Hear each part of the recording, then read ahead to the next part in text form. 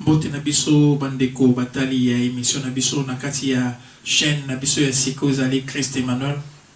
Namona ngaki kanga biso Siko Zali to bondela. Seigneur Jésus Christ. Dans le tika espace ya temps na maboko na nzambe na bomoi. Sala biso grâce.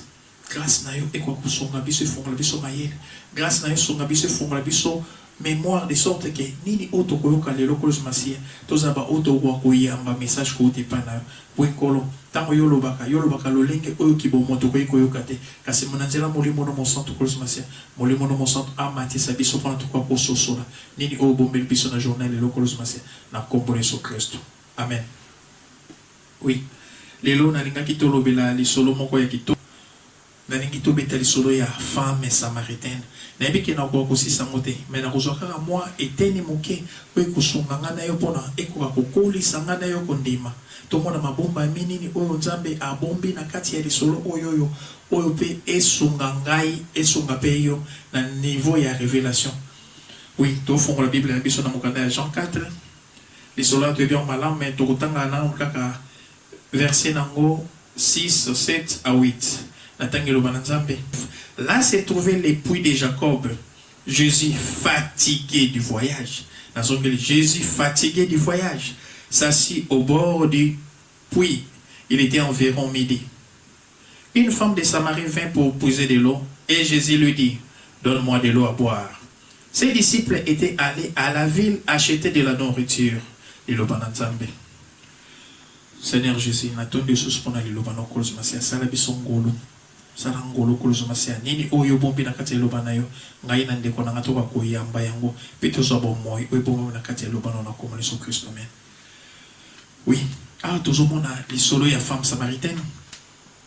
oyo yo Yesu Masiya azalaki ko tambola mais tango akomi na mboka oyo zaki mboka ya Samarie makomi masanto eta sabiso na 12 heures. Il était environ midi. Jésus c'est fatigant. Et donc les bossonan ont été le roi les bako pour les télé misangai 12 heures oyo. Mais pour la nini Yesu akoka ine kolemba na tango mosusu te. Fala lemba na 11 heures, fala lemba so na 14 heures na heure nini. Mais na 12 heures kaka. Li bako ya ko telema. Pour la nini mystère 12 na bombi. Na ngai tota les solo mosusu. Okomona na Marc 5 verset 30. Moi je suis kotanga makila. Atangi makila pendant 12 ans. Pendant 12 ans atanga makila. Mais mon koloka kazokuta na Yesu Masiya. Nenge yazo simba contact na ye ozaki na mystère 12 na katine. Tango zo simba Yesu Masiya. Bible lobaka Yesu Masiya alembi ayoki fatigue côté li nzoto lembi alobi non ki force bimi na kati na ngai 12 ya misa tususu soki otali meme na bokuta ni ya Abraham mokolo oyo akutamaki na nzambe pona mokolo Abraham akutamaki na nzambe ya vandaki bobi pe ezaki kaka na 12 heures nzambe azoya pona balobelaka 3 anges. Mais na komona na bango na 12 heures grâce ye koluka Abraham 12 na sidia ebandi ya ko sonner mo moke lisolo mso na kopeti lo komona Yesu Masiya yambona ya matane koluso tamba kangaki bazo bete basalaki mabenyo soko ko sala Bible tel sangane lobi atikale ko fungola monoko na ete lokola anyo o bazo mimana bato apona bakata kingo. Mais tant qu'on commune écoulous, na 12 heures, pour écoulous et mataki na 12 heures. Tant que écoulous est terminé na 12 heures, Yesu Masiya abandi ko ganga, abandi ko lela, alobi malobe bele, o akoka ikoloba. Ya koka moi-même, okomona Yesu Masiya, makambo azo sale pas femme samaritaine, ya ngobe akotele makosala ngone écoulous.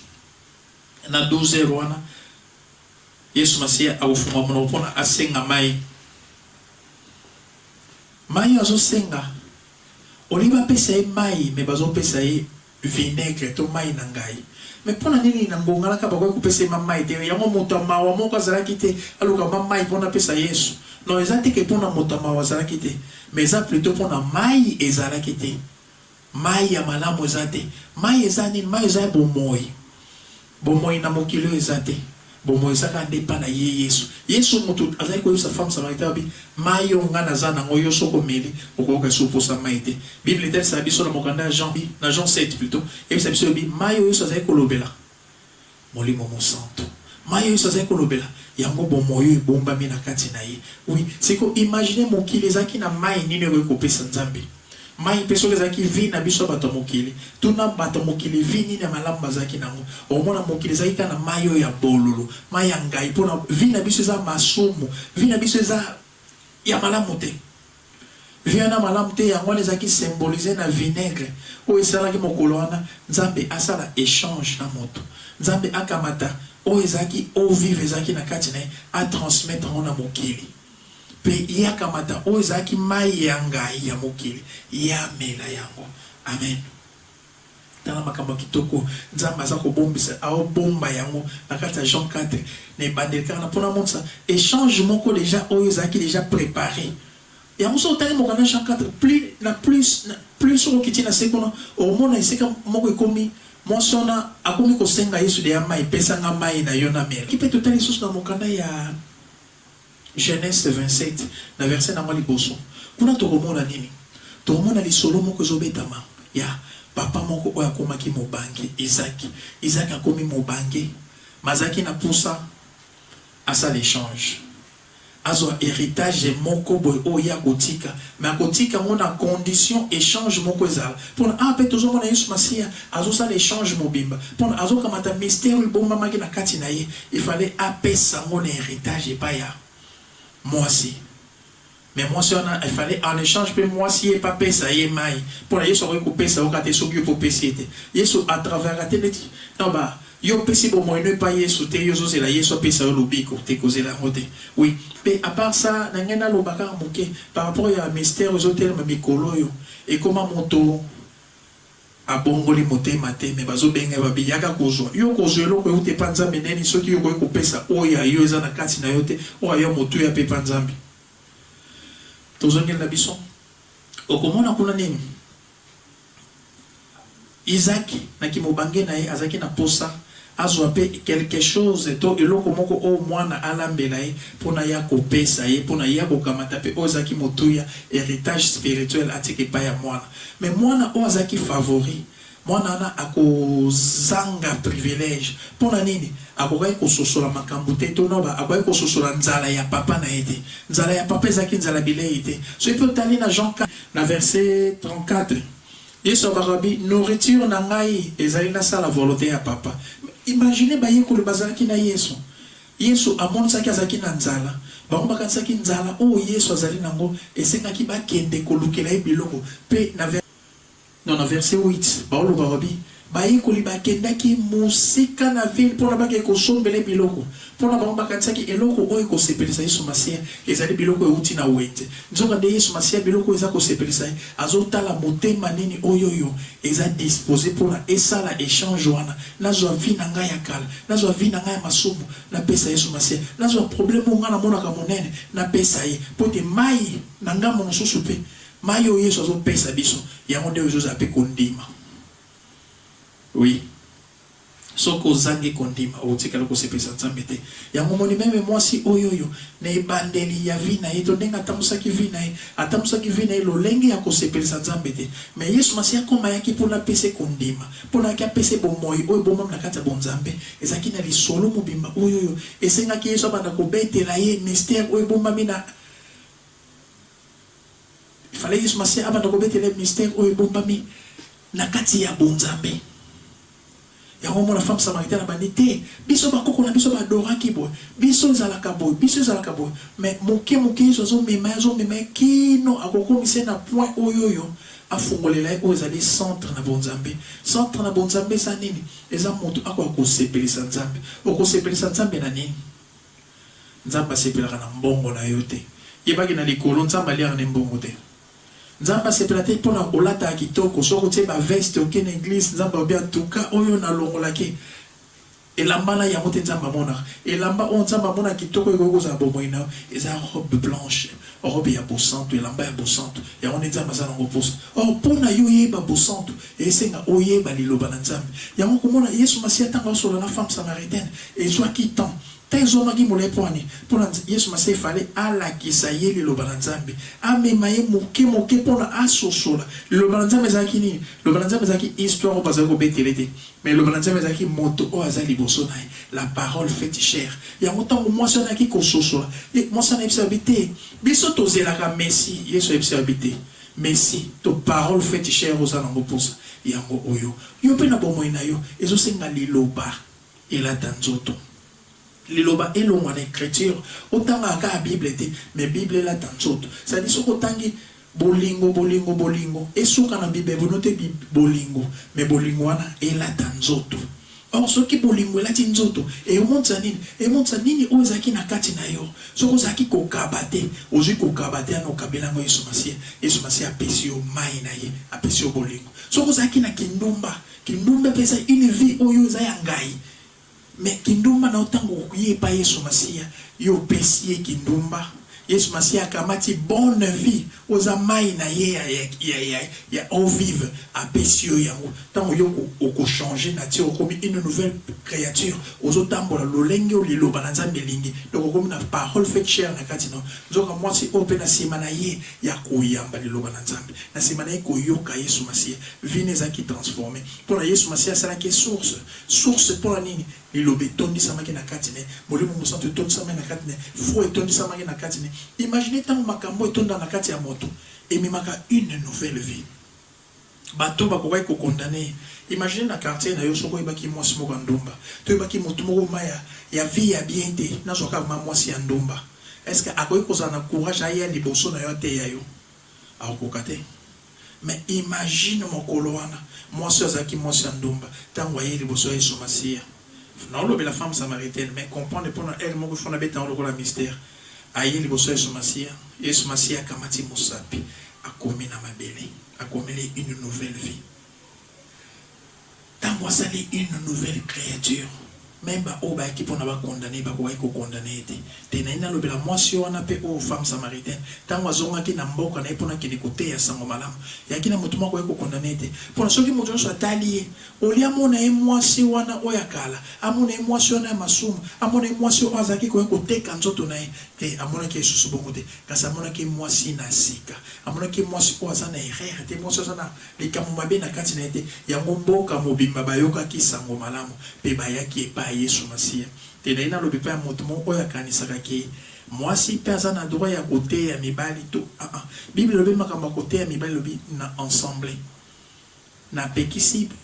basi bateya mibali na ensemble te mena libanda okoki koteya okoki koevangeliser okoki koteya moto moko abongola motema mpona ye na église mpona soki aye na église aye kovandisama na ensemble avandisama na mateya to avandisama na enseignement ya bapotre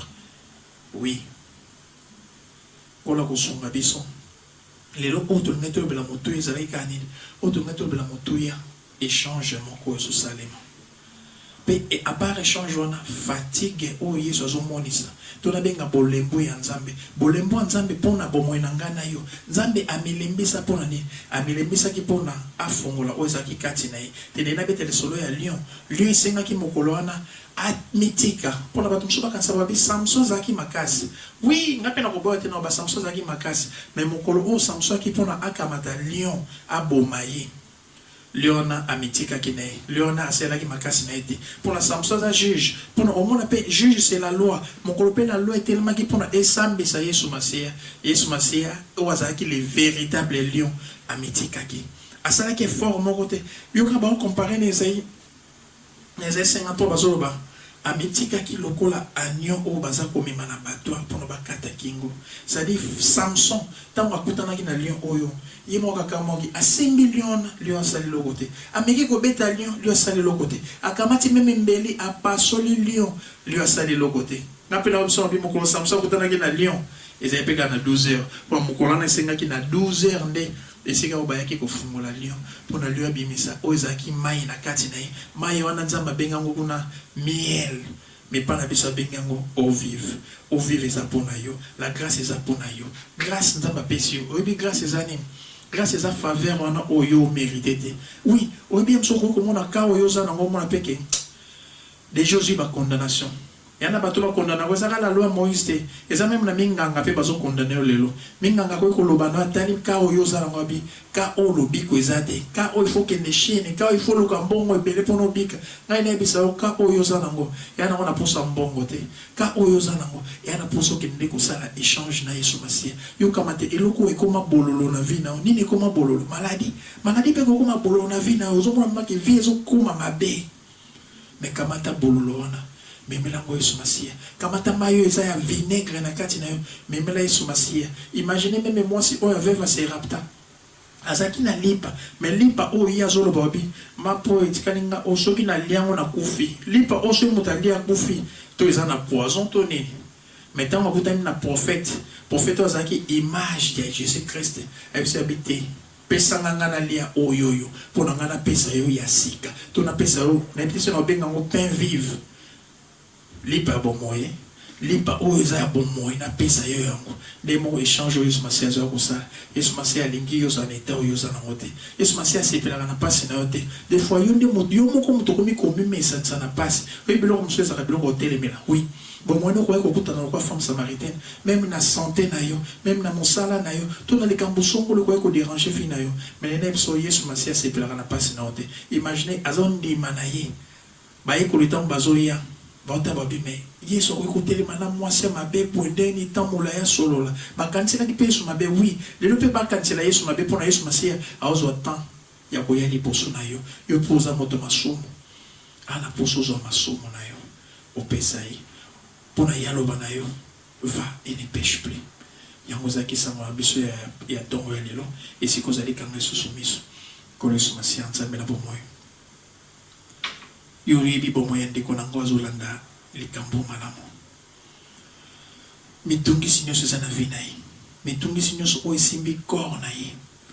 et comme na niveau même ya maladie na bomoyo na ye mitungi sinyo oesimbi âme na ye oyo comme même ko embrouiller comme ko frustrer ye mitungi sinyo oyo comme même na dimension ya molimo ozo sala ke akoma na maladie spirituel ou même comme héréditaire et l'on a bon moyen qui n'est même pas banane Seigneur Jésus yo mokolana oya kipona ko kamata mikumba na biso tala esika yo kisamo okolozo masia motema ne pe et tout amikolozo masia alingi akamata ozaki bon moyen alinga kamata o nini zaki ko salela e pasi na bon moyen aya pona apesa yango aya ko sopongo le bosami e kolozo no kolozo masia oui direction mana moyo laksi biso kolo oyo laksi biso bisika ni to mema mikumba na biso bisika ni to mema makambozo tumisa biso na se koloso masia ndeko na ngai pe kolo amemi nyonso na se koloso na yo Yesu pesa ebo moya sika pesa maya sika pesa oyo ko se pesa motema ne koloso masia Seigneur Jésus pesa miel sala ingolo na kombo na Yesu Kristo.